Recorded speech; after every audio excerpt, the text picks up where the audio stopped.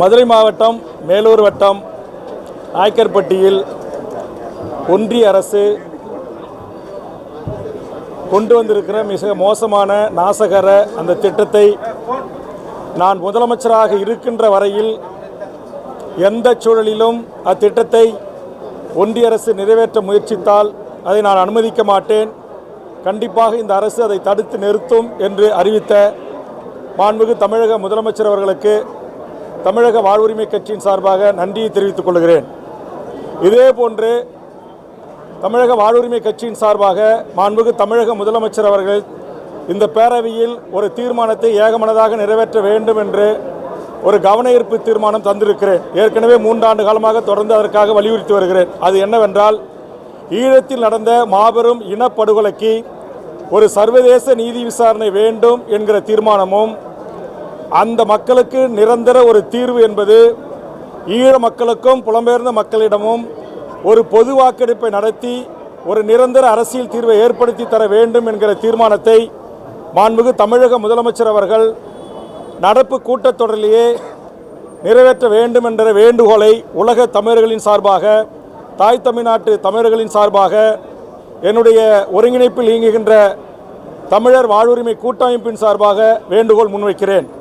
இந்த தீர்மானத்தை ஏற்கனவே அனைத்து இந்திய அண்ணா திராவிட முன்னேற்ற கழகத்தின் பொதுச் செயலாளர், அன்றைக்கு முதலமைச்சராக இருந்த அம்மையார், மறைந்த ஜெயலலிதா அம்மையார் இந்த தீர்மானத்தை நிறைவேற்றி ஒன்றிய அரசுக்கு உரிய அழுத்தம் தந்திருக்கிறார். அதே மாதிரி திராவிட முன்னேற்ற கழக அரசும் மாண்புமிகு தமிழக முதலமைச்சரும் தீர்மானத்தை நிறைவேற்றி தற்போதைய ஒன்றிய அரசுக்கும் ஒரு உரிய அழுத்தத்தை தர வேண்டும். காரணம், வருகின்ற ஜனவரி மாதம் 15ஆம் தேதி ஐக்கிய நாடுகள் சபையில் இனப்படுகொலையில் காணாமல் ஆக்கப்பட்டோர் குறித்து உலக 150 நாடுகளைச் சேர்ந்த பிரதிகள் கலந்து கொள்கின்ற முக்கிய அமர்வு நடைபெற இருக்கிறது. ஆதலால் தாய் தமிழ்நாட்டில் இருக்கிற 7 கோடி மக்களின் சார்பாக இருக்கிற இந்த அரசும் இந்த பேரவையும் இந்த தீர்மானத்தை நிறைவேற்றினால் உலக நாட்டைச் சேர்ந்த மனித உரிமை செயல்பாட்டாளர்கள், இனப்படுகொலைக்காக நீதி கோருகின்ற அமைப்புகள், எமது புலம்பெயர்ந்த ஈழத் தமிழர்கள் அனைவருடைய அந்த வேண்டுகோளுக்கு ஒரு மாரல் சப்போர்ட்டாக இந்த தீர்மானம் அமையும்.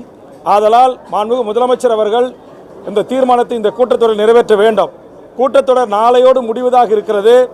இன்றைக்கு திருவண்ணாமலை, கள்ளக்குறிச்சி, விழுப்புரம், கடலூர் உள்ளிட்ட மாவட்டங்கள் இந்த மிகப்பெரிய புயல் வெள்ளத்தினால், மிகப்பெரிய அளவு மழை பொழிவின் காரணமாக ஆயிரக்கணக்கான கிராமங்கள் முற்றுமுதலுமாக பாழாகி இருக்கின்றன. லட்சக்கணக்கான குடும்பங்கள் மிகப்பெரிய பாதிப்புக்குள்ளாகி இருக்கிறது. மாண்புமிகு முதலமைச்சர் அவர்கள் வெறும் 2000 ரூபாய் அறிவித்திருக்கிறார். இது போதுமான தொகை அல்ல. ஏற்கனவே சென்னை, தென் மாவட்டங்களில் மழை பொழிவின் போது 6000 ரூபாய் வழங்கிய தமிழக அரசு தற்போது வடதமிழ்நாட்டில் பாதிப்புக்கு வெறும் 2000 என்பது ஏற்புடையதல்ல என்கிற வகையில் இதற்கான ஒரு கவன ஈர்ப்பு தீர்மானத்தை தந்திருக்கிறேன். இன்றைக்கு பேரவைத் தலைவரிடம் இதை எடுத்துக்கொள்ள வலியுறுத்திய போது நாளை இது குறித்து நான் பதில் சொல்கிறேன் என்று அறிவித்திருக்கிறார். ஆதலால் மிக முக்கியமான பிரச்சனைகள் இருக்கிறது. பேரவையை இன்னும் 2 நாட்கள் அதிகப்படுத்தியாவது ஈழத்தில் நடந்த இனப்படுகொலைக்கும், சர்வதேச நீதி விசாரணைக்கும், பொது வாக்கெடுப்புக்கும், இந்த புயலால் மக்கள் பட்டிருக்கிற துன்பத்துக்கும் துயரத்திற்கும் விரிவாக இந்த மன்றம் ஆய்வுக்கு உட்படுத்த வேண்டும். அதுபோன்று கிட்டத்தட்ட ஒரு 10க்கும் மேற்பட்ட புதிய சட்டங்கள் இங்கு அறிமுகப்படுத்தப்பட இருக்கின்றன. அது அநேகமாக நாளை ஆய்வுக்கு எடுத்துக்கொள்ள இருக்கிறது. ஒரே நாளில் 10க்கும் மேற்பட்ட சட்டங்களை ஆய்வு செய்து நிறைவேற்றுவதில் ஏற்புடையதல்ல. அதனால் இந்த சட்டமன்ற கூட்டத்தொடரை மாண்புமிகு முதலமைச்சர், எதிர்க்கட்சி தலைவர், அவை முன்னவர்கள், கூட்டணி கட்சியில் இருக்கிற பிரதான எதிர்க்கட்சிகள் அனைத்தும் ஒன்று கூடி ஒரு சட்டமன்ற மழைக்கால கூட்டத்தொடர் என்றால் குறைந்தது 1 வாரமாச்சு நடத்தணும். அப்போ தான் இந்த நாட்டில் இருக்கிற மக்களுடைய பிரச்சனைகள் குறித்து விவாதிப்பதற்கு, பேசுவதற்கு எங்களை போன்றவர்கள் கவன ஈர்ப்பு, ஒத்திவைப்பு போன்ற தீர்மானங்களை கொண்டு வந்து மக்கள் பிரச்சனைகளை பேசுவதற்காக வாய்ப்பாக ஏதுவாக அமையும். அதனால் தமிழக முதலமைச்சருக்கும் தமிழ்நாட்டு பேரவை தலைவர் அவர்களுக்கும் நான் இந்த கோரிக்கையை முன்வைக்கிறேன். கடந்த கால ஆட்சியில் நிறைவேற்றப்பட்ட அதே தீர்மானம் தான். அதை நிறைவேற்றுறதால நம்ம அரசுக்கு எந்த ஒன்றிய அரசுகளால் எந்த ஒரு அழுத்தமோ எந்த ஒரு கேள்வியோ எழுவதற்கு வாய்ப்பில்லை.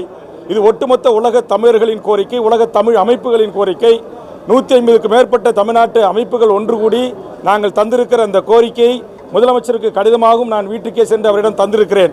அதனால் இந்த கூட்டத்தொடரில் இதற்கு ஒரு அரசினர் தீர்மானத்தை நிறைவேற்ற வேண்டும் என்ற வேண்டுகோளையும் உலக தமிழர்களின் சார்பாக, எமது தமிழ் ஈழ மக்களின் சார்பாக, தமிழீழ விடுதலைக்காக ஆயுதம் ஏந்தி போராடி விடுதலை புலிகளின் ஆயுத போராட்டம் மௌனிக்கப்பட்டு ஜனநாயக பாதையில் இயங்குகின்ற எமது அனைத்து உலக தமிழர்களின் சார்பாகவும் இந்த கோரிக்கையை தமிழக முதலமைச்சருக்கு எனது அருமை பத்திரிகை ஊடக நண்பர்களின் சார்பாக முன்வைக்கிறேன், அவர்களின் ஊடாக முன்வைக்கிறேன். நன்றி, வணக்கம்.